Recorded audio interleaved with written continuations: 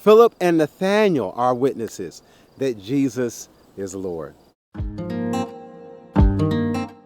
Grace and peace, everybody. Welcome to Sabbath School Study Group. Chris Bailey here. Glad that you're with me. We're on the road in Kansas City, Kansas, and we're looking at a couple of more witnesses that let us know that Jesus is the one. He is Messiah. Knowing this is important because when you look at the kinds of people that stand as witnesses, it lets us know that there's plenty good room in God's kingdom. And what he's looking for is a lot of times different than what we think we might want to find in someone worthy of becoming a disciple of Jesus Christ. But before we go there, I want to thank you for watching. Please subscribe to the channel, hit the like button. All of these things help the video be found by others. And then on top of that, we want to invite you over to the website. That's at changeministry.org. It's there that you can go to the Revelation study. When you go, it takes you verse by verse, chapter by chapter, through the entire book of Revelation, so that it becomes a book that reveals Jesus, not just yesterday, but even in our future.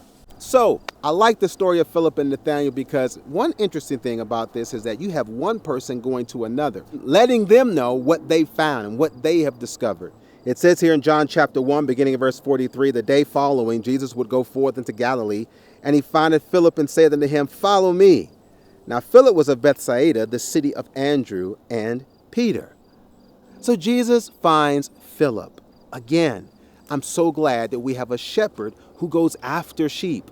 We don't have to look for God. It's his job to find us. Our job is that once we've been found, let's not stay lost. Philip makes that wise choice. He makes a decision to accept the invitation and he follows Jesus. But look at the pattern here where he's called to make a choice. He then gives someone else the opportunity to make that decision, a brother named Nathanael.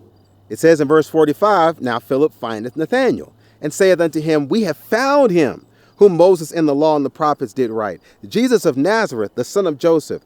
And Nathanael said unto him, Can there any good thing come out of Nazareth? Philip saith unto him, Come and see. And Jesus saw Nathanael coming to him, and saith of him, Behold, an Israelite indeed, in whom is no guile. Now, this is powerful because of all the disciples, Nathanael's the only one that Jesus commends on the reception of the commission. He's the only one who, if you will, shakes his hand and says, Man, I'm glad you made this choice because you are, and that's what he does. Now, he commends him, but it's interesting that he commends the one who actually had a lot of questions. God's not afraid of us asking questions. And Nathanael's proof of it because he was willing to answer. Can any good thing come out? Absolutely. But Nathanael, even he goes beyond that and he asks us another question. And he's asking this question about, well, how did you find me? How do you know that you want me? Nathanael asks in verse 48, Whence knowest thou me? Jesus answered and said unto him, Before that Philip called thee, when thou wast under the fig tree, I saw thee. Nathanael answered and said unto him, Rabbi, thou art the Son of God. Thou art the King of Israel. Jesus answered and said unto him, Because I said unto thee, I saw thee under the fig tree, believest thou? Thou shalt see greater things than these. Jesus is excited about Nathanael. The fact that he says he has no guile, that purity and innocence allows him to be open to what Jesus wants to show him. And even this small miracle relative to what Jesus is going to show Nathanael, he says, if you can believe this, oh man, you're going to be amazed at what I'm going to teach you. God appreciates our sincerity. When we come as we are, with the anticipation that because of us coming as we are, we will not stay as we are. There is no limit then to what God can do, not just to us, but even through us. That's why we see both Nathanael and Philip, not just on this side of the cross, but even on the other side of Calvary.